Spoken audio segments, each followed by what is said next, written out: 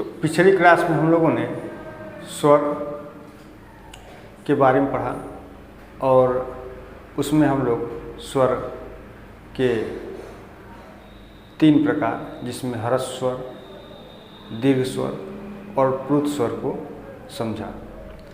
आज वीडियो की श्रृंखला में हम लोग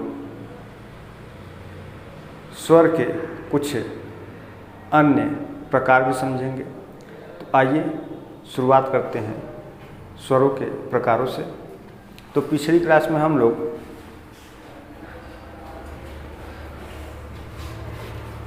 तीन स्वरों को समझा है ना। तो एक तरफ आपका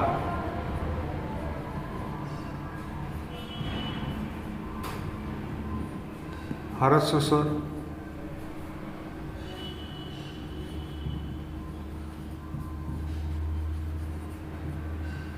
दीर्घ स्वर और प्लुत स्वर।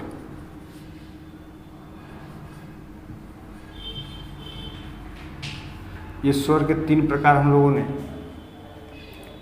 पढ़ा। अब इस ह्रस्व स्वर को उच्चारण की मात्रा कार के आधार पर एक मात्रिक कहा गया। एक मात्रिक, इसे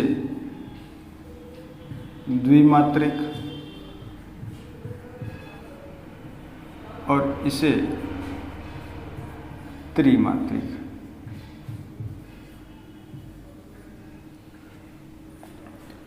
तो इसे क्रमशः एक मात्रिक, द्विमात्रिक और त्रिमात्रिक के नाम से भी जानते हैं, है ना। अब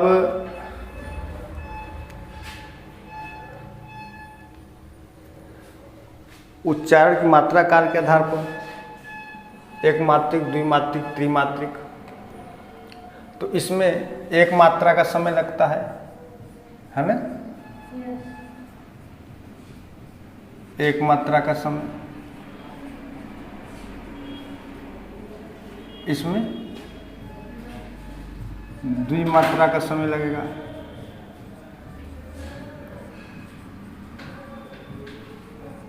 और इसमें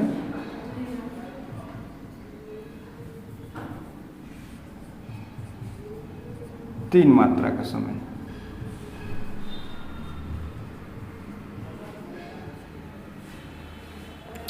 ठीक है, यहाँ तक बात तो क्लियर है। यहाँ तक हम लोगों ने पढ़ा भी था। तो एक मात्रा, द्विमात्रा, तीन मात्रा या ह्रस्व स्वर, दीर्घ स्वर या प्लुत स्वर, इसके लिए एक मैंने सूत्र भी बताया था, याद है कि नहीं। एक मात्रो क्या था? एक मात्रो भवेत् ह्रस्व, द्विमात्रो दीर्घ उच्यते, त्रिमात्र वस्तु प्लुत ज्ञौ अव्यंजनाम चार्ध मात्रिकम। यही ना, यानी व्यंजन की आधी मात्रा हो समझनी चाहिए, और ह्रस्व स्वर की एक मात्रा, और दीर्घ स्वर की 2 मात्रा और प्लुत स्वर की 3 मात्रा। तो इतना बात समझ में आया था कि नहीं?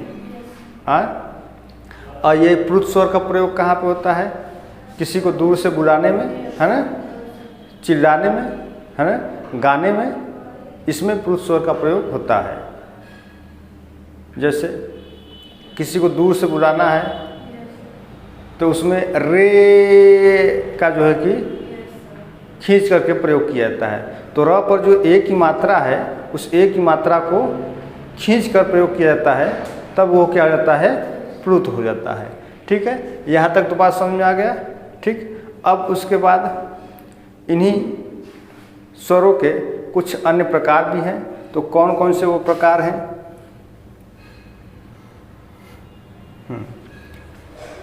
अब यहीं पर ये भी समझ लेंगे कि पिछली कक्षा मैंने बताया था कि जो स्वरों की संख्या है ना, स्वरों की संख्या, यदि स्वरों की संख्या की बात की जाए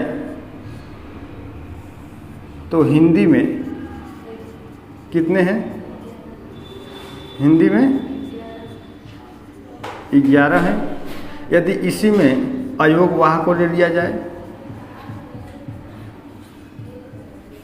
अयोग वाह को समित कर लिया जाए तो अयोग वाह 2 है तो +2 हो जाएगा, तो कितने हो जाएंगे? 13। तो ये क्या है? अयोग वाह है। ठीक है, तो वैसे हिंदी में स्वरों की संख्या कितनी है? 11 है। और संस्कृत में देखा जाएगा, यदि संस्कृत में देखा जाए तो स्वरों की संख्या महास्वर सूत्र के आधार पर कुल 9 बताया गया है ना? महास्वर सूत्र के आधार पर कितने बताए गए हैं? 9। ठीक है ना, 9 बताए गए हैं। और इन स्वरों का जो वर्णन हुआ है वो अच प्रत्याहार के अंतर्गत हो गया है ना? अच प्रत्याहार। अभी जब ये संस्कृत पढ़ेंगे आप लोग, तब उसमें ये प्रत्याहार पढ़ेंगे, महास्वर सूत्र पढ़ेंगे, तो उसमें ये सब चीज़ों का जिक्र किया जाएगा, है ना? तो अभी फिलहाल में यहाँ तक के लिए बस इतना ही समझिए आप कि महास्वर सूत्र अच प्रत्याहार के अंतर्गत संस्कृत में कुल 9 वर्णों को बताया गया है। ठीक है ना, या 9 स्वरों को बताया गया है। यहाँ तक हो गया क्लियर? ठीक है। स्वर क्या होते हैं? जिनके उच्चारण में किसी अन्य वर्णों की आवश्यकता नहीं होती है, उन्हें क्या कहते हैं? हम स्वर कहते हैं। इतना बात तो समझ में आया? ठीक। स्वर क्या होते हैं? स्वतंत्र होते हैं, है ना? स्वर क्या होते हैं? स्वतंत्र होते हैं। इनके उच्चारण में किसी अन्य वर्णों की आवश्यकता नहीं होती है, उसी को हम क्या कहते हैं? स्वर कहते हैं। इसी आधार पर स्वयं राजन्ते इति स्वरा कहा गया कि जिनके उच्चारण के लिए किसी अन्य स्वरों की या वर्णों की आवश्यकता नहीं होती है, बल्कि ये स्वतंत्र होते हैं। ठीक है, तो कुल कितने स्वर हैं हिंदी में? 11 स्वर, है ना? अयोग वाह को ले लिया जाएगा तब कितने हो जाएंगे? 13 हो जाएंगे। ठीक। अब इसके बाद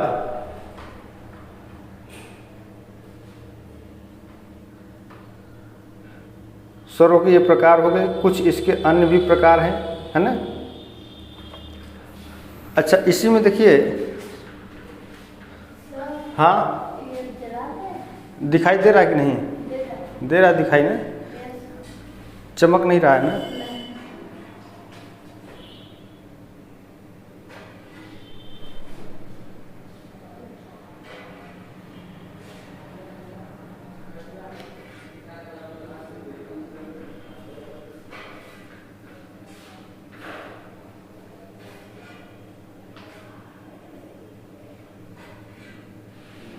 अच्छा, जला दो, लाइट जलाओ जरा।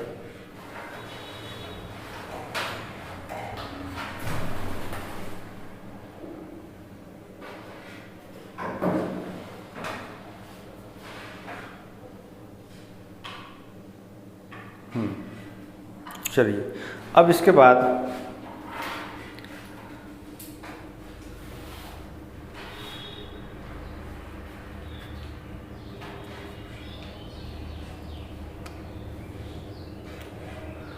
देखिए, स्वर के अन्य प्रकारों में जिह्वा के प्रयोग के आधार पर, ठीक है ना? जिह्वा के प्रयोग के आधार पर। ये किसके आधार पर था? ये उच्चारण मात्रा के काल के आधार पर, है ना? ठीक। तो जिह्वा के प्रयोग के आधार पर जो स्वर हैं वो कितने प्रकार के होंगे? 3 प्रकार के होंगे। ठीक ना? एक हो जाएगा अग्रस्वर, ठीक। दूसरा मध्य स्वर, और तीसरा पश्च स्वर। ठीक है ना? अग्रस्वर, मध्य स्वर और पश्च स्वर।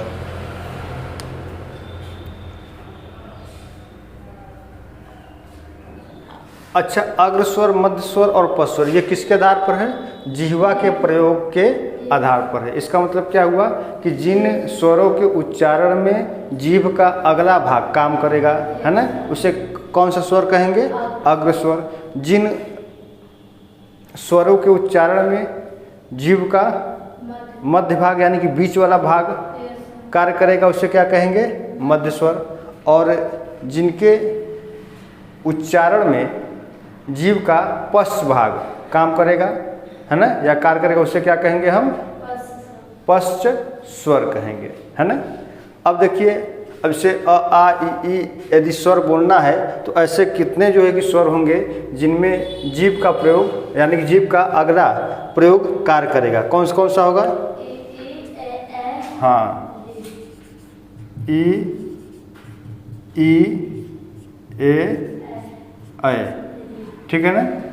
ई ए ऐ, इसको आप चाहे तो बोल करके भी देख सकते हैं। ई ए ऐ, है ना। इसमें ऐसा लगा कि जीभ का जो अगला भाग है ना, वहीं जो है कि टच हो रहा है या वहीं उसी पर ज़्यादा जो है कि प्रभाव पड़ रहा है। तो इस प्रकार ये ई ए ऐ ये कौन से हो गए? अग्र स्वर हो गए, ठीक है ना। अब इसके बाद मध्य स्वर में क्या आएगा? जैसे कि अ, है ना। अ कहने पर जैसे कि बीच में दबाव पड़ रहा है ना, जीभ के बीच में जो है कि प्रभाव पड़ रहा है, तो ये जो अ होगा वो कौन सा होगा? मध्य स्वर हो जाएगा। अब जो भी बचेंगे क्या हो जाएंगे? पश्च स्वर बचे हो जाएंगे। कौन कौन से बचे हम? आ, उ, ओ और औ, ठीक है ना। तो ये जीवा के प्रयोग के आधार पर ये स्वर के 3 प्रकार बता दिए गए, अग्र स्वर, मध्य स्वर और पश्च स्वर, है ना। तो मध्य स्वर में अ आएगा और अग्र स्वर में ई ए ऐ, और पश्च स्वर में क्या आएंगे? आ, उ, ओ और औ। ये क्या होंगे? पश्च स्वर हो जाएंगे, ठीक है। अब देखिए, मुख के खुलने के आधार पर अगला जो विभाजन किया गया है, मुख के खुलने के आधार पर या मुख विवर भी कह सकते हैं। मुख विवर के आधार पर, मुख विवर के आधार पर अगला विभाजन ये हो गया स्वर का। तो विवर का मतलब खुलना, मुख का मतलब मुंह, तो मुंह के खुलने के आधार पर तो कौन कौन से होंगे? 3 प्रकार के हो जाएंगे। कौन कौन से होंगे? मालूम है? बताओ।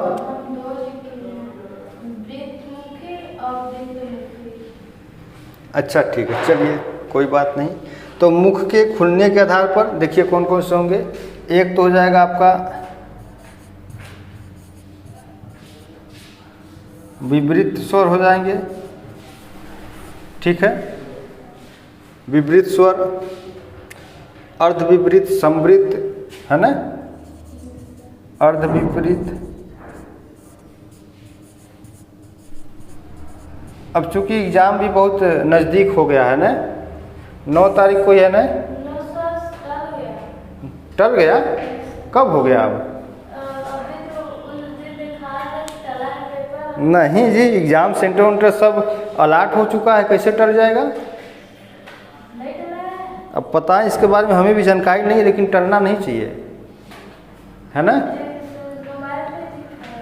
मोबाइल पर दिखा रहा, तब देखना पड़ेगा। अब जब तक ऑथेंटिक कोई न्यूज़ ना आ जाए तब तक कैसे कहा जा सकता है ना। तो ये आपके विवृत स्वर, अर्धविवृत स्वर और संवृत स्वर और अर्धसंवृत, है ना। ये 4 प्रकार के संवृत नीचे दिखाई दे रहा है कि नहीं? यहाँ तक दिखाई दे रहा है। अर्धसंवृत,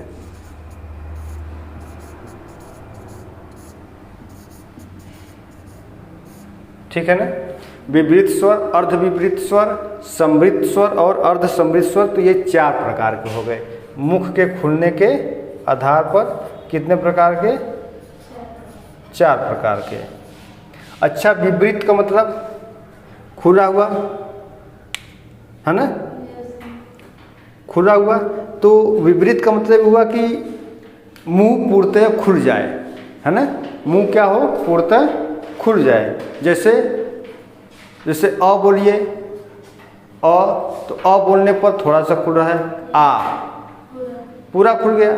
तो अ बोलने पर थोड़ा सा खुल रहा है मुंह, और आ बोलने पर पूरा खुल जा रहा है। तो जो आ है वो क्या है, आ क्या हो जाएगा, विपरीत स्वर हो जाएगा। तो विपरीत स्वर कौन स्वर होते हैं, तो जिन स्वरों के उच्चारण में मुख द्वार, है ना, जिन स्वरों के उच्चारण में मुख द्वार पूर्णतया खुले ना, या पूरा पूरा खुल जाए, उसी को क्या कहते हैं, उसको क्या कहते हैं, हाँ, उसे विपरीत स्वर कहते हैं। ठीक है ना।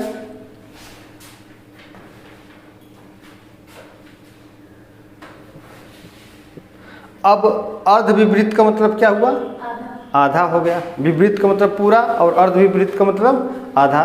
तो जिन स्वरों के उच्चारण में मुख आधा खुल पाए, है ना, पूरा न खुल पाए, केवल आधा खुल पाए, उसे क्या कहेंगे हम, अर्ध विपरीत कहेंगे। तो इसमें कौन कौन से आ सकते हैं,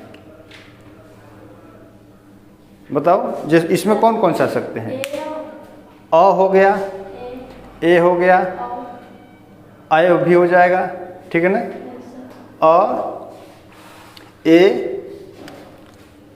देखिए इसमें अर्ध विपरीत में आपको आ जाएगा अ बोलने पर थोड़ा सा खुल रहा है ना, आय, आय बोलने पर भी थोड़ा सा खुल रहा है, ओ, ठीक है, और औ,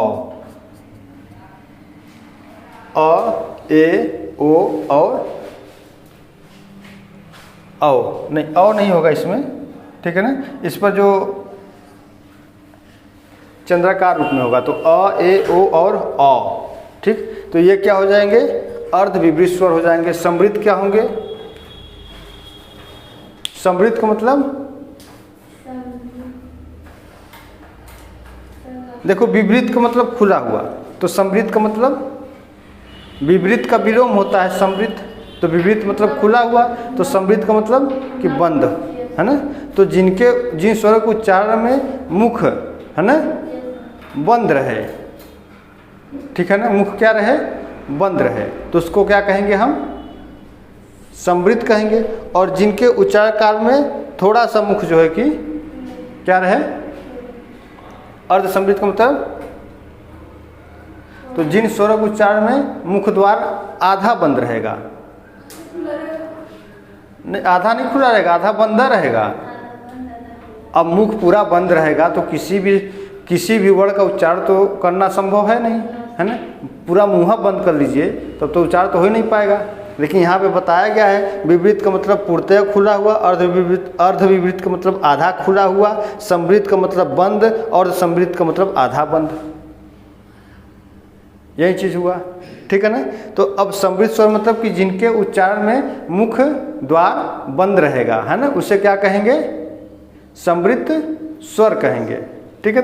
तो इसमें कौन कौन से आ जाएंगे समृद्ध स्वर में, हाँ हाँ, ई उ ऊ, देखिए बोल कर देखिए, ई उ ऊ, यही ना।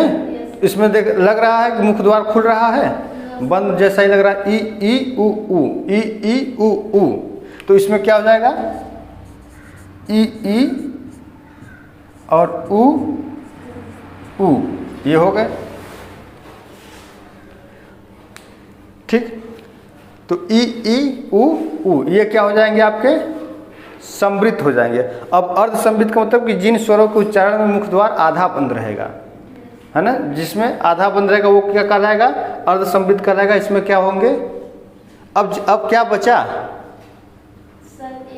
और ए बचा, और क्या बचा, हाँ, अरे को तो छोड़ दीजिए, है ना, ए और औ,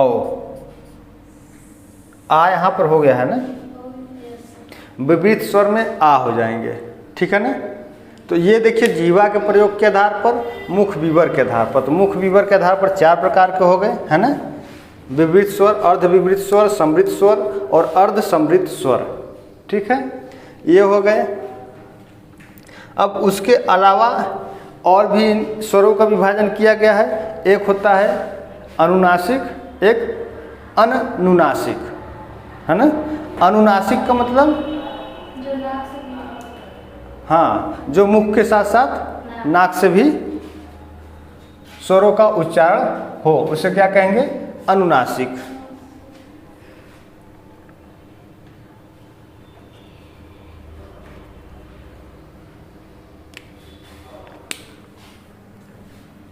यहाँ तक दिखाई दे रहा है। एक हो गया आपका अनुनासिक, एक हो जाएगा निर्नुनासिक, निर्नुनासिक, या इसी को अनुनासिक कहते हैं। ठीक ना, अनुना, अनुनासिक।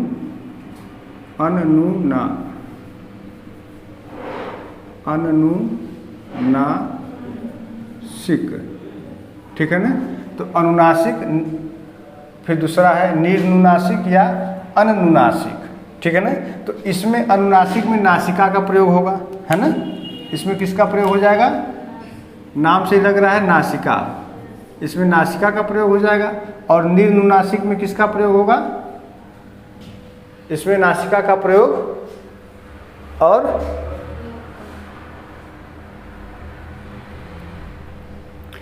तो जो निर्नुनासिक है या अनुनासिक है, इसमें केवल और केवल मुख का प्रयोग होगा, नासिका का प्रयोग नहीं होगा। ठीक ना। तो मुख का प्रयोग हो जाएगा। केवल इसको समझ लीजिए, अनुनासिक, अनु का मतलब पीछे पीछे, नासिक का मतलब नाक, है ना। अब जैसे अंक अह बोलना है ना, तो ये कहाँ से उच्चारण होता है इनका, नासिका के साथ होता है। और जितने व्यंजन में भी जो पंचमा अक्षर होते हैं, जैसे अंग, है ना, ण, न, ये सब क्या है, नासिक के वर्ण है ना। यदि नाक बंद करके बोला जाए इनको तो उच्चारण सही से नहीं हो पाएगा। हो जाएगा, बंद करके बोल के देखो, प्रैक्टिकल कर लो इसी समय। अरे बोलो, देखो हो पाता है कि नहीं।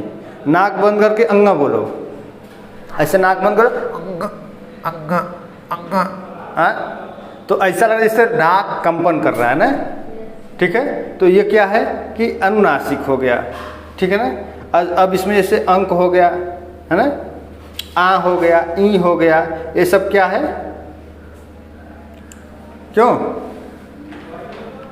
जैसे इसमें ये हो गया, है ना, एक ये हो गया, ये सब क्या है, नासिक है। इसके अलावा जैसे अ हो गया, अ बोलना है तो ऐसे नाक बंद करिए, अ, स्पष्ट सुनाई दे रहा है ना, अ, आ, ई, उ, ए, ऐ, कोई प्रभाव पड़ रहा है नाक पर, तो ये जो स्वर होंगे क्या होंगे, निर्नुनासिक हो जाएंगे, है ना। अब अंग अंग अ आ ई बोलते जाइए नाक बंद करके, जहाँ पर प्रभाव पड़ जाए नाक पर, समझिए कि वही क्या है, अनुनासिक है ना। तो अ, आ, ई, उ, ए, ऐ, ओ, औ, अंग आ गया। तो ये क्या हो गया, अनुनासिक हो गया। तो जिस पर नासिका का प्रभाव पड़ जाएगा। तो ये प्रैक्टिकली है, इसको आप स्वयं जो है कि बंद करके भी समझ सकते हैं नाक को। ठीक ना। इसको याद करने की ज़रूरत नहीं है। ठीक, जब ना जहाँ न समझ में आए, जिसका प्रयोग हो नाक बंद कर दीजिए, अपने आप समझ में आ जाएगा। ठीक ना। तो ये हो गए, ये स्वरों के जो है कि कुछ प्रकार हो गए, अरे कुछ अन्य भेद थे। ठीक है।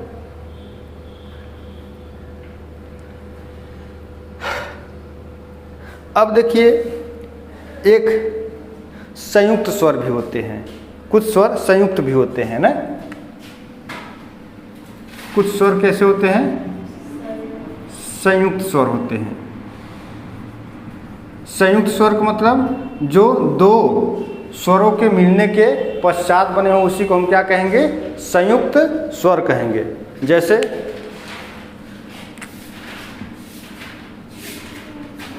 ए हो गया, ओ हो गया, आई हो गया, औ हो गया ना, ए ओ आई औ, ए ओ आई औ।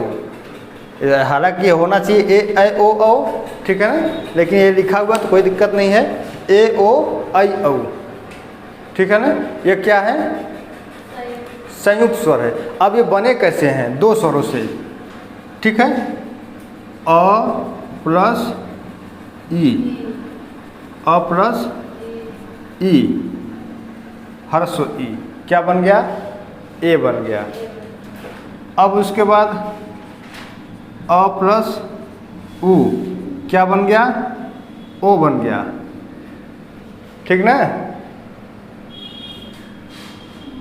अब उसके बाद अ प्लस ए से क्या बन गया? आई बन गया, ठीक ना। फिर अ प्लस दीर्घ उ से क्या बन गया? औ बन गया। गलत बता दिए क्या हम? हाँ हो, दीर्घ उ नहीं रहेगा यहाँ पर, सॉरी। हाँ, यहाँ पर देखिए ओ आया है, ठीक है ना, अ प्लस ओ से बन जाएगा, अ प्लस ओ से क्या बन जाएगा? औ हो जाएगा, है ना। तो एक चीज़ मालूम कर लीजिए, अ प्लस ई से क्या बन गया? ए बन गया, ठीक है। तो अ बनाने के लिए क्या होगा? अ प्लस ए अ प्लस ए हो जाएगा, तो अ हो गया। अ प्लस उ से ओ हो गया, तो अ बनाने के लिए अ प्लस उ कर देंगे तो क्या हो जाएगा? औ हो जाएगा। तो ये चारों क्या है? संयुक्त स्वर है। ये चारों कैसे स्वर हैं? संयुक्त स्वर है, ठीक है। तो इतने हो गए, ये संयुक्त स्वर हो गए। इधर जीवा के प्रयोग के आधार पर अग्र स्वर, मध्य स्वर और पश्च स्वर हो गए। मुख विवर के आधार पर विपरीत, अर्धविपरीत, समृद्ध, अर्धसमृद्ध, अनुनासिक, अनुनासिक और निर्नुनासिक। ये अगला जो है कि इसका प्रकार है। फिर उसके बाद कुछ स्वर संयुक्त स्वर होते हैं, है ना। कुछ स्वर संयुक्त स्वर होते हैं, जैसे ए, ओ, आई और औ। ए किन दो स्वरों के मिलने से बना? अ प्लस ई के मिलने से बन करके ए बन गया। फिर अ किससे बनेगा? अ प्लस ए से मिलकर के अ बन जाएगा। ओ कैसे बनेगा? अ प्लस उ के मिलने से ओ बन जाएगा।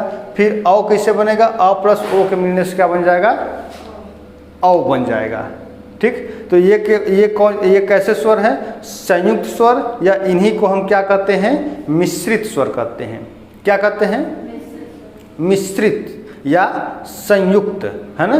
दोनों का मतलब एक ही होता है, चाहे मिश्रित कहिए चाहे संयुक्त कहिए। तो संयुक्त स्वर या मिश्रित स्वर हो गए, ठीक है ना। अब देखिए, एक ये जो था उच्चारण की मात्रा काल के आधार पर था। एक जो विभाजन होगा, एक उच्चारण स्थान के आधार पर होगा, है ना।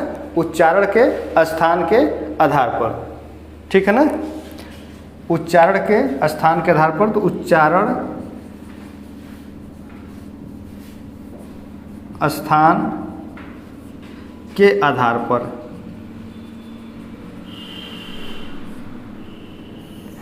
उच्चारण स्थान के आधार पर कौन कौन से होंगे?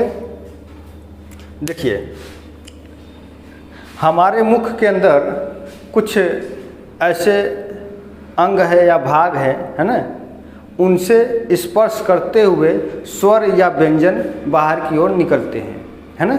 उन भागों को, उन अंगों को, उन अवयवों को कंठ कहा जाता है, मूर्धा कहा जाता है, तालु कहा जाता है ना, ओष्ठ कहा जाता है, दंत कहा जाता है।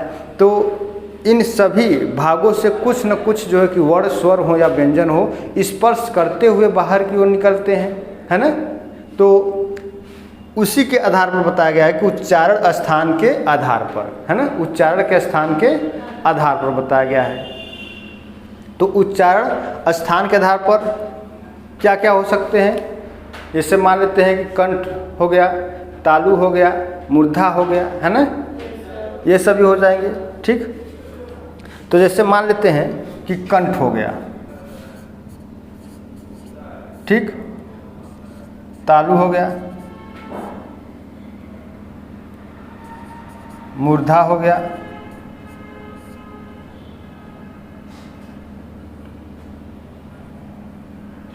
अब उसके बाद ओष्ठ भी हो जाएगा।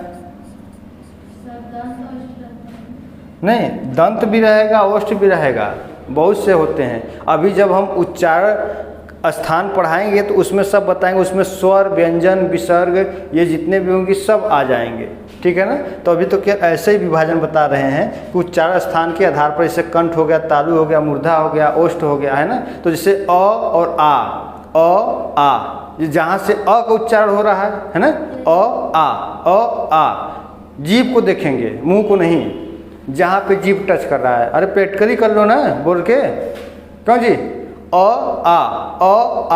जैसे लग रहा है कि पीछे, अब ना सुन रहा तो ऐसे यहाँ अंगुली लगा दो, यहाँ पर ऐसे ऐसे आ, तो ये जो है यहीं पर कंठ है ना। तो ये जो अ और आ का उच्चारण हो रहा है, कहाँ से हो रहा है, कंठ से हो रहा है। तालु का ई बोलो। अब देखो जीभ कहाँ पे टच हो रहा है, ई, है ना। तो ये कहाँ से हो रहा है, तालु से हो रहा है, ठीक। अभी जब उच्चारण स्थान पढ़ाएंगे तो वहाँ पर डिटेल से उसको वहाँ पर बता देंगे, ठीक है ना। यहाँ तक बात समझ में आया, क्यों?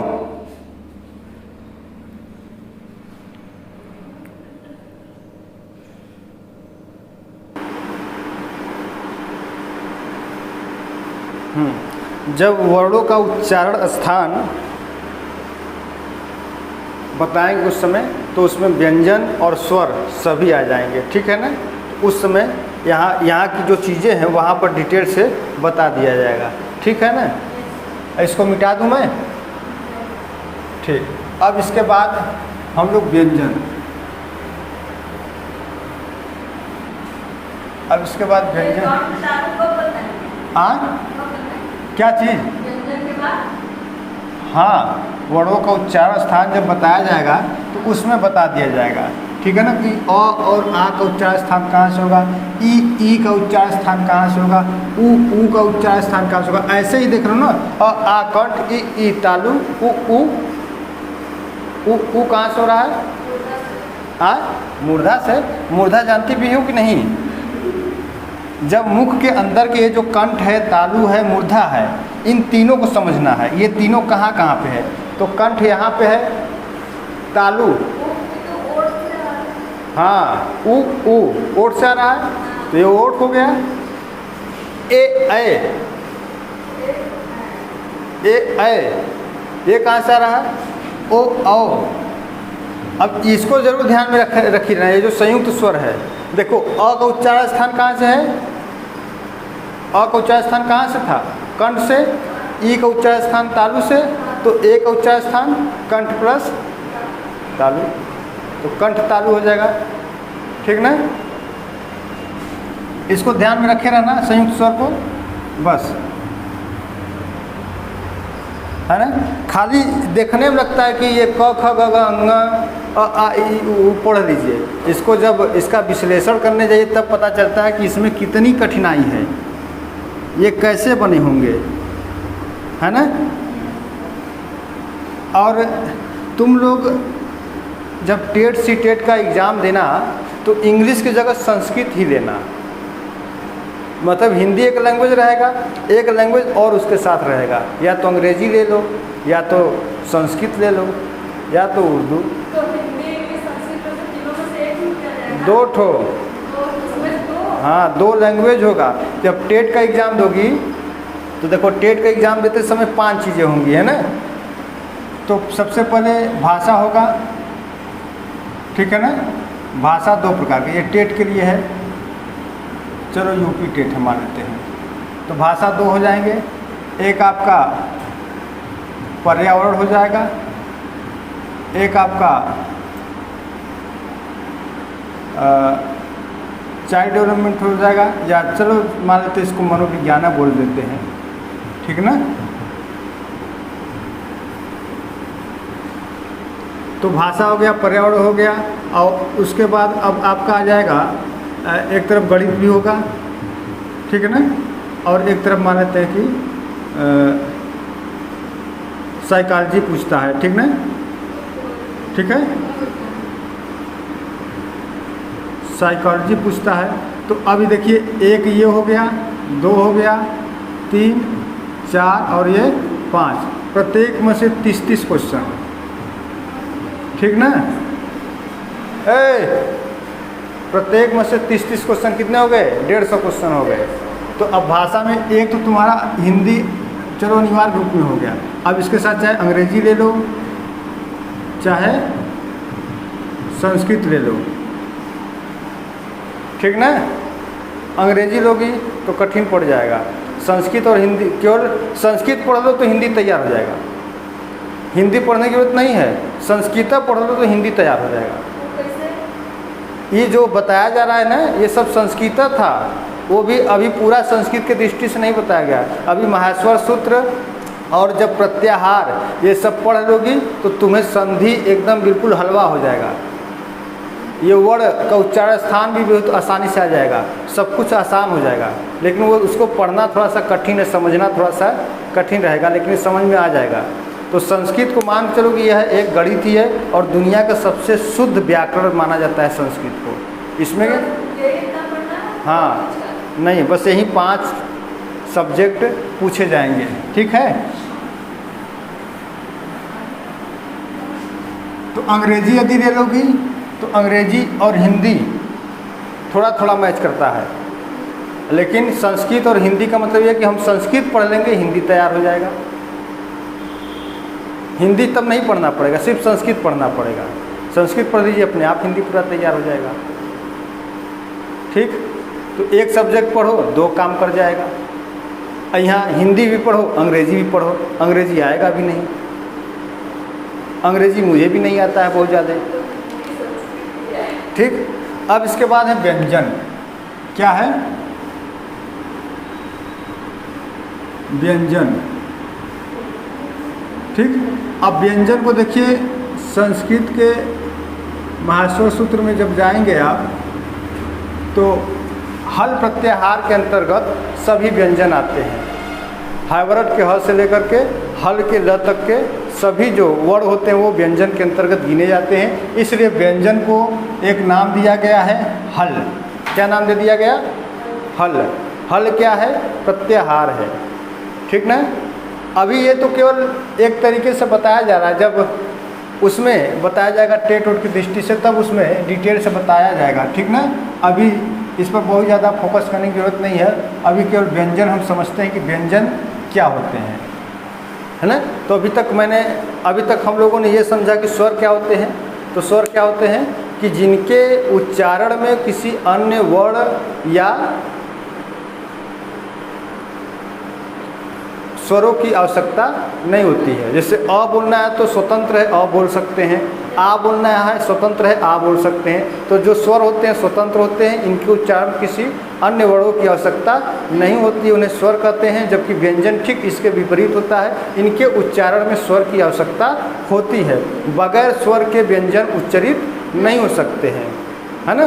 स्वर के बगैर व्यंजन उच्चरित नहीं हो सकता। यदि स्वर कह दे व्यंजन से कि मैं तुम्हारे साथ नहीं रहूँगा, तुम अपना अकेले देख लो, तो व्यंजन कहेगा नहीं नहीं नहीं, तुम्हारे बगैर तो हम अधूरे हैं, तुम रहोगे तभी हम पूरे हैं, तुम्हारे बगैर हम उच्चरित ही नहीं हो सकते, हमारा कोई अस्तित्व ही नहीं रह जाएगा, है ना। तो स्वर के बगैर व्यंजन का कोई अस्तित्व नहीं हो पाएगा। इसलिए जो व्यंजन होते हैं वो स्वतंत्र न होकर के जो कि अस्वतंत्र होते हैं, वो स्वरों की सहायता के माध्यम से ही क्या होते हैं? उच्चरित होते हैं। उसे हम क्या कहते हैं? व्यंजन कहते हैं, है ना। जैसे हमें क बोलना है तो क जब बोलेंगे तो क्या होगा? उसमें अ आ रहा है। यदि हम ऐसा क बोले कि उसमें अ न आने पाए, ऐसा संभव है? नहीं बोल पाएंगे, है ना। क बोलेंगे तो अ आएगा ही, का बोल देंगे तो उसका दीर्घ हो जाएगा, आ जाएगा, है ना। कुछ भी बोल लीजिए व्यंजन में, क हो चाहे ख हो चाहे च हो चाहे ट हो चाहे ठ हो, है ना। कुछ भी बोलेंगे सब में जो है कि अ की मात्रा आ रही है ना। तो बगैर स्वर के व्यंजन उच्चरित नहीं हो सकते हैं। ये फैन बंद कर दो नहीं तो आवाज़ बहुत तेज जा रहा होगा इसमें।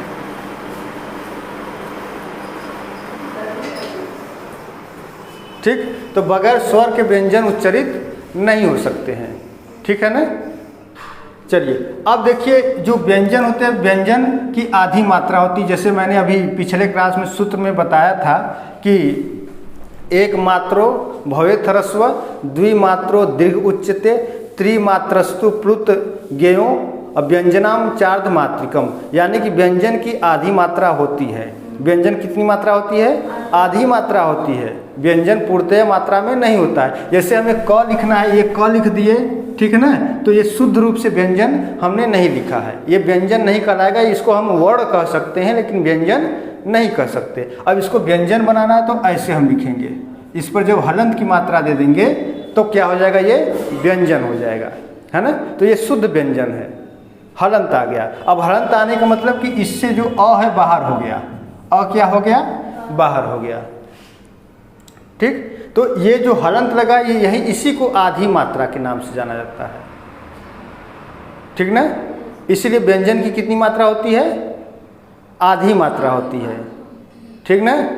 व्यंजन कितनी मात्रा?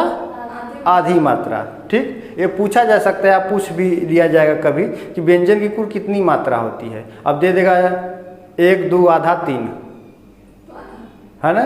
तो व्यंजन की आधी मात्रा होती है, क्योंकि व्यंजनाम चार्ध मात्रिकम, है ना। तो व्यंजन की आधी मात्रा समझनी चाहिए। चलिए, ये बात समझ में आ गया। शुद्ध व्यंजन कौन से होंगे? ये शुद्ध भी होगा कि ये शुद्ध होगा? तो जो हलंत के साथ है वो क्या होंगे? शुद्ध व्यंजन होगा। और ये जो क है ये क्या होगा? वर्ण होगा। और वर्ण में दोनों चीज आते हैं, स्वर और व्यंजन दोनों आते हैं। ठीक ना। स्वर और व्यंजन दोनों आते हैं वर्ण में, इसलिए क क्या है? वर्ण है, जबकि हलंत के साथ जो क है ये क्या है? व्यंजन है। ठीक ना। यदि हमको क ख ग घ लिखना है तो सब में हलंत देते जाएंगे तो वो व्यंजन हो जाएगा। लेकिन यहाँ पर हो सकता है हम हलंत न दे, लेकिन उसको समझना कि वो व्यंजन ही है। ठीक ना। बात समझ आ गया यहाँ तक, इसीलिए मैंने इसको बताया। अब फिर मैंने व्यंजन बता दिया कि व्यंजन क्या होते हैं। ठीक ना। जो स्वतंत्र नहीं होते हैं, ठीक है, जो बगैर स्वर के उच्चरित नहीं हो सकते हैं, उससे क्या कहते हैं? व्यंजन कहते हैं। अब यहाँ पर हम व्यंजन के प्रकारों की बात करेंगे। तो जो व्यंजन के प्रकार है वो कौन कौन से प्रकार हैं? मुख्य रूप से 3 प्रकार के। मुख्य रूप से कितने प्रकार के? मुख्य रूप से कितने प्रकार के? 3 प्रकार के। कौन कौन से होंगे? बताओ। स्पर्श व्यंजन। अब देखिए इनके अन्य नाम भी है। स्पर्श व्यंजन हो गया, और फिर उसके बाद अंतःस्थ व्यंजन। कौन सा व्यंजन? अंतःस्थ व्यंजन। फिर तीसरा जो मुख्य प्रकार होगा वो कौन सा होगा? उष्मी या संघर्षी। उष्मी या संघर्षी। संघर्षी इसलिए क्योंकि इनका उच्चारण जो होता है वो घर्षण के परिणाम स्वरूप होता है, इसलिए संघर्षी होता है। और जब इनका उच्चारण होता है तो मुख से गर्म हवा निकलता है, इसलिए उसको उष्मी भी कहते हैं। ठीक, ये तो ये मुख्य 3 प्रकार हो गए। मुख्य कितने प्रकार हो गए? 3 प्रकार हो गए। अब इसके अलावा एक चौथा भी प्रकार है। तो चौथा प्रकार कौन सा है? ये जो नीले पेन से है यहाँ पे चौथा हो गया। इसको कहते हैं संयुक्त। क्या कहते हैं? संयुक्त कहते हैं, या इसी को क्या कहेंगे? मिश्रित कहेंगे। इतना बात समझ में आ गया? ये 4 प्रकार के, ठीक है, मुख्य रूप से 3 प्रकार के, और वैसे जनरली कैसे कितने हैं? 4 प्रकार के, है ना। यदि पूछ दिया जाए कि व्यंजन कितने प्रकार के होते हैं तो 4 प्रकार के। मुख्य रूप से व्यंजन कितने प्रकार के हैं? तो 3 प्रकार के हो जाएंगे। ठीक है। वैसे जब भी पूछता है तो व्यंजन के केवल प्रकार पूछेगा तो 4 पर ही लगाएंगे। व्यंजन कितने प्रकार?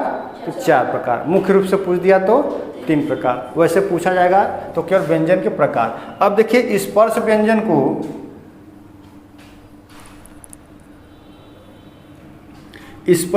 को अन्य नामों से जाना जाता है। इसे वर्गीय व्यंजन भी कहते हैं। क्या कहते हैं?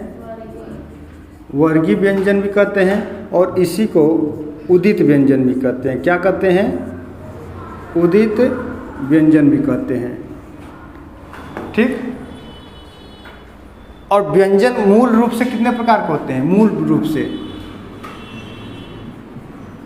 रूप से जो व्यंजन होते हैं, ठीक, ये कितने होते हैं? 33 होते हैं। मूल रूप से व्यंजन कितने होते हैं? 33 होते हैं। ठीक, वैसे कुल वर्णों की संख्या कितनी होती है?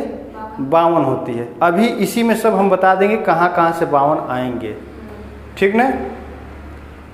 स्वरों की संख्या हिंदी में मूल रूप से कितना?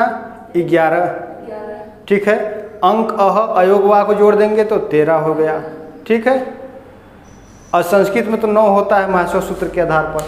अब इसमें देखिए स्पर्श व्यंजन, अंतस्थ व्यंजन और उसमें ये संघर्षी या उसमें संघर्षी एक ही हो गया, और संयुक्त या मिश्रित। अब देखिए जो स्पर्श व्यंजन है इसमें कुल संख्या कितनी है? 25 है। अंतस्थ में कितनी संख्या है? 4 है। उसमें में कितनी संख्या है? 4 है। संयुक्त में कितनी संख्या है? 4 है। प्लस 2 जोड़ दीजिए तो ये क्या हो गया? द्विगुण हो गया। कौन हो गया? द्विगुण व्यंजन हो गए। ठीक है, अब 13 वहाँ से स्वर को ले लीजिए तो जोड़ दीजिए, कुल कितना हो गया? 25, 4 4 8 4 12, है ना?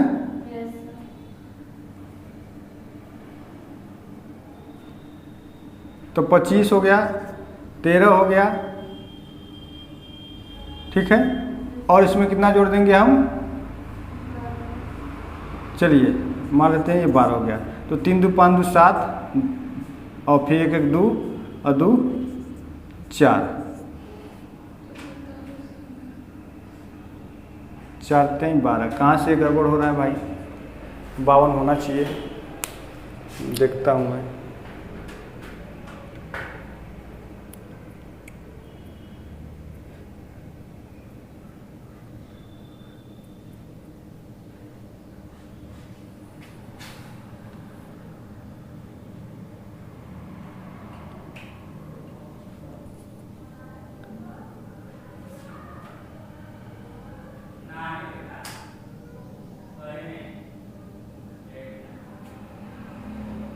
कुल जोड़ा तो गया है कि जोड़ने में से नहीं आ रहा है। चलिए अभी व्यंजन के बाद इस पर इसका कैलकुलेशन हो जाएगा। ठीक है, अभी ये समझ लेते हैं कि 25 स्पर्श व्यंजन हो गए, 4 ये और 4 ये। ठीक ना? संयुक्त या मिश्रित, जो संयुक्त या मिश्रित हुए हैं ये इन्हीं सब व्यंजनों से ही मिल करके बने हुए हैं। ठीक है,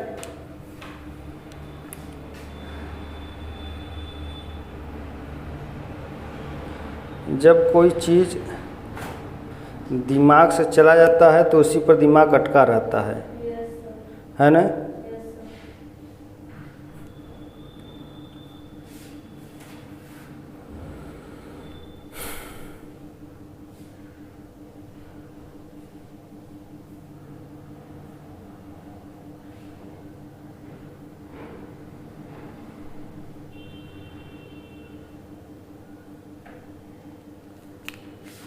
देखिए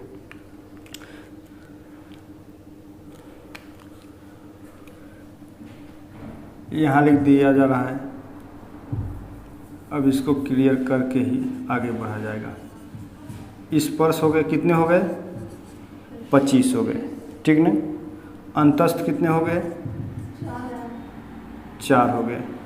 और उसमें कितना हो गया? 4 हो गया। ठीक है, संयुक्त कितना हो गया? 4 हो गया। ठीक ना? अब इसके बाद हिंदी के हिसाब से कुल स्वर कितने हो गए? 13 हो गए। अभी देखिए 2 ठो द्विगुण बचा है ना? द्विगुण कितने हैं? 2 है। अब जोड़ा जाए 3 2 5 4 9 4 13, 13 4 17 5 22 के 2 हाथ लगा 2 2 1 3 और 3 2 5, ये कुल कितने हो गए? 52 हो गए। यही तो वहाँ पर भी लिखा गया था ना वो। हाँ चलिए, हो सकता है वहाँ पर कैलकुलेशन में प्रॉब्लम आ रही हो। तो यहाँ पर कुल कितने हो गए व्यंजन? अरे पूरे वर्ड कितने हो गए? हाँ, कुल वर्ड कितने हो? ये कुल वर्ड हो गए ना? कुल वर्ड कितने हो गए? 52। तो स्पर्श 25, अंतस्थ 4, उसमें 4, संयुक्त 4, स्वर 13 और 2 ठो द्विगुण व्यंजन हो गया। तो कुल कितने हो गए? 52 हो गए। ठीक ना? तो कुल वर्णों की संख्या कितनी हो जाएगी? 52 हो जाएगी, है ना? ठीक। अब देखिए, अब यहाँ से हम लोग चलते हैं स्पर्श व्यंजन पे। ठीक, इतना बात समझ में आया यहाँ तक? स्पर्श व्यंजन 25, अंतस्थ जो है कि 4, उसमें 4, संयुक्त 4, 13 ठो स्वर, 2 ठो द्विगुण, सबको जोड़ दीजिए, कितना हो जाएंगे? 52 हो जाएगा। ठीक, अच्छा अब देखिए स्पर्श व्यंजन। स्पर्श व्यंजन को स्पर्श व्यंजन आखिर क्यों कहा गया? क्या ये छूता है, टच करता है? छूता है तो किसको छूता है? हमारे बोलने पर किसी और को छूता है क्या? बोलो।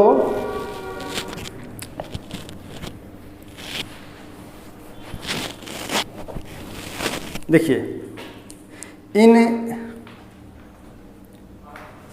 स्पर्श व्यंजन को स्पर्श व्यंजन इसलिए कहा गया कि जब इनका उच्चारण किया जाता है तो ये हमारे मुख के किसी न किसी अंग, भाग या अवयव को स्पर्श करते हुए बाहर की ओर निकलते हैं। अब वो मुख, अंग या भाग कौन कौन से? वही है, मूर्धा है, तालु है ना, कंठ है, ओष्ठ है, दंत है ना। इन सभी से यह स्पर्श करते हुए बाहर की ओर निकलता है, इसलिए इसको हम क्या कहते हैं? स्पर्श व्यंजन कहते हैं। बात समझ आ रहा है कि नहीं? है ना। तो इन वर्डों का उच्चारण करते समय ये हमारे मुख के किसी न किसी अंग या भाग को टच करते हुए, स्पर्श करते हुए उच्चरित होते हैं या बाहर की ओर निकलते हैं, इसलिए इनको हम स्पर्श व्यंजन कहते हैं। वर्गीय व्यंजन क्यों कहते हैं? क्योंकि ये सभी जो वर्ण होते हैं प्रत्येक जो है कि एक वर्ग में होते हैं, यानी कि ये वर्ग में होते हैं, इसलिए इनको क्या कहा जाता है? वर्गीय व्यंजन कहते हैं। यानी कि ये जितने भी वर्ण होते हैं, ये जो स्पर्श व्यंजन में जो वर्ण होते हैं, ये एक जो है कि वर्ग के रूप में होते हैं, इसलिए इनको क्या कहा जाता है? वर्गीय व्यंजन कहा जाता है। चूँकि सर्वप्रथम व्यंजनों में इन्हीं व्यंजनों का सबसे पहले क्या होता है? उदय होता है, या सबसे पहले यहीं आते हैं, इसलिए इनको क्या कहते हैं? उदित व्यंजन भी कहते हैं। यदि इसमें कखहरा लिख दिया जाए, समय भी लगभग हो ही गया है, बस यहीं तक। अब देखिए, जैसे क, ख, ग, घ और ये अंग, सब पर हलंत लग जाएगा ना, सब पे क्या हो जाएगा? हलंत लग जाएगा, तो ये व्यंजन हो जाएगा। अब इसके बाद च, छ, ज, झ और ये इया। अब इसके बाद ट, ठ, ड, ढ और ये अड़। फिर उसके बाद त, थ, द, ध, न। फिर उसके बाद प, फ, ब, भ और ये म। अब देखिए, यहाँ से यहाँ तक कुल कितने वर्ण हैं? 5। और यहाँ से यहाँ तक कितने हैं? 5 है। तो 5 ऐसे हैं, 5 ऐसे हैं, है ना। तो ये एक वर्ग में हो गया। तो कह सकते हैं कि इधर की जो संख्या है, इधर की संख्या 5 है और इधर की संख्या 5 है। ये वाली संख्या 5, सब में हलंत रहेगा भाई। हमने बोला था ना, ये सब में हलंत रहेगा। यही चीज़ हम पहले बताए थे, ये सब में हलंत हो जाएगा। अब ये शुद्ध रूप से व्यंजन हो गए, ठीक ना। तो अब ये 5, ये 5, तो 5 गुणित 5 बराबर कितना होता है? 25। और 25 का वर्गमूल कितना होता है? 5 होता है। और 5 का वर्ग कितना होता है?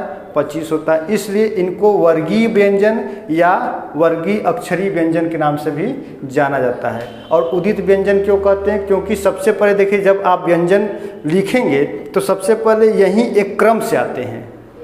सबसे पहले इन्हीं का जो है कि एक क्रमवार स्थिति बनती है, ये सबसे पहले आते हैं, है ना। इसलिए इनको उदित व्यंजन कहते हैं। उदित का मतलब सबसे पहले आना।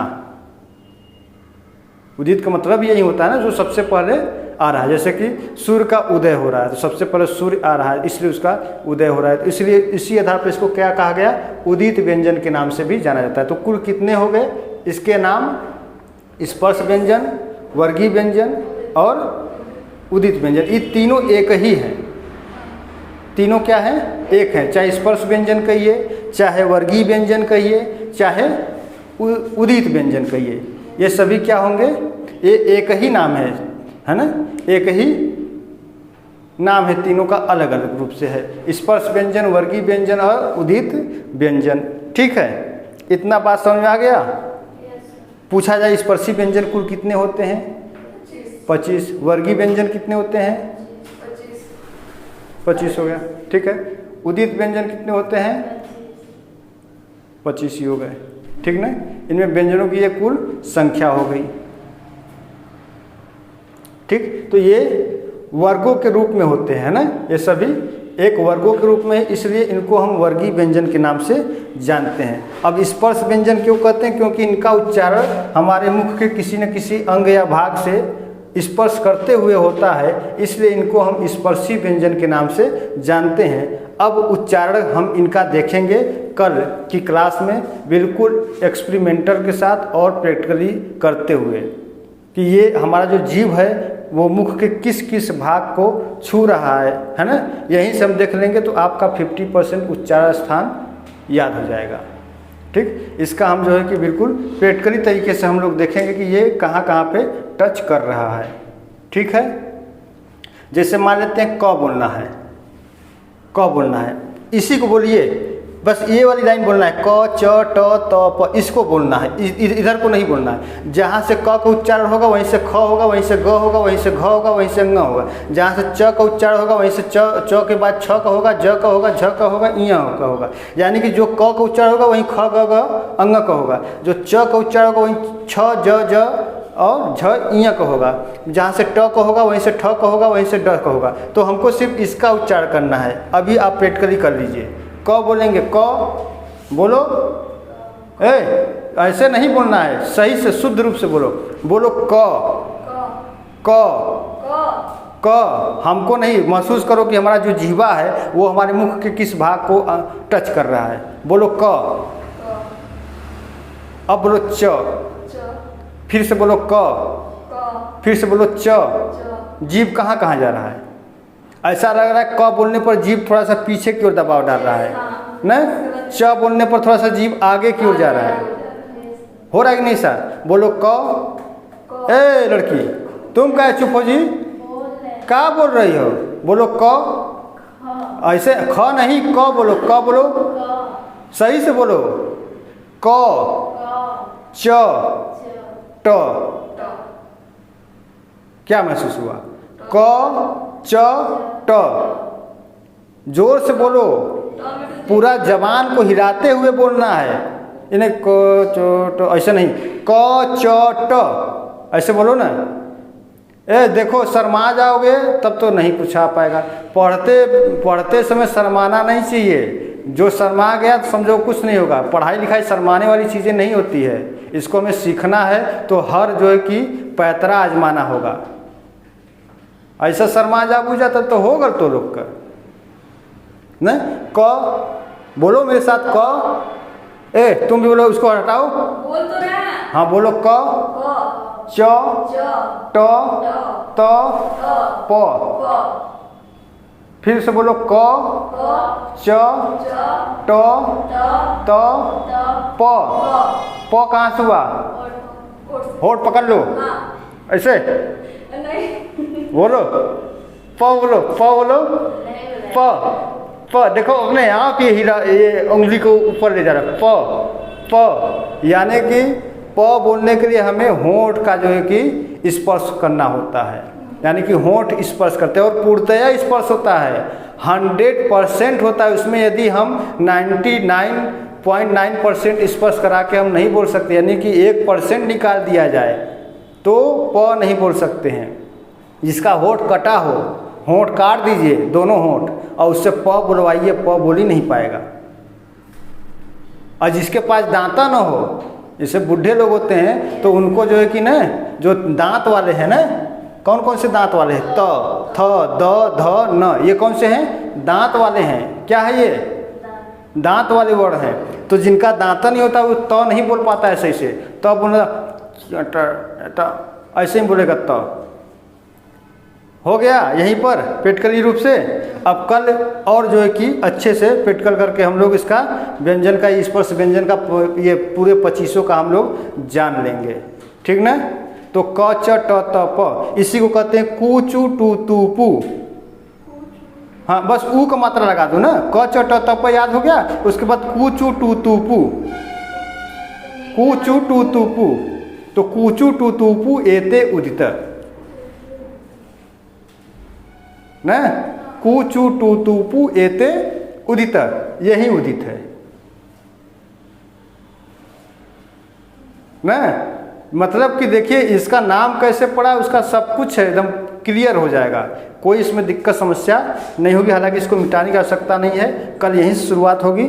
आज के लिए बस इतना ही, बहुत बहुत धन्यवाद।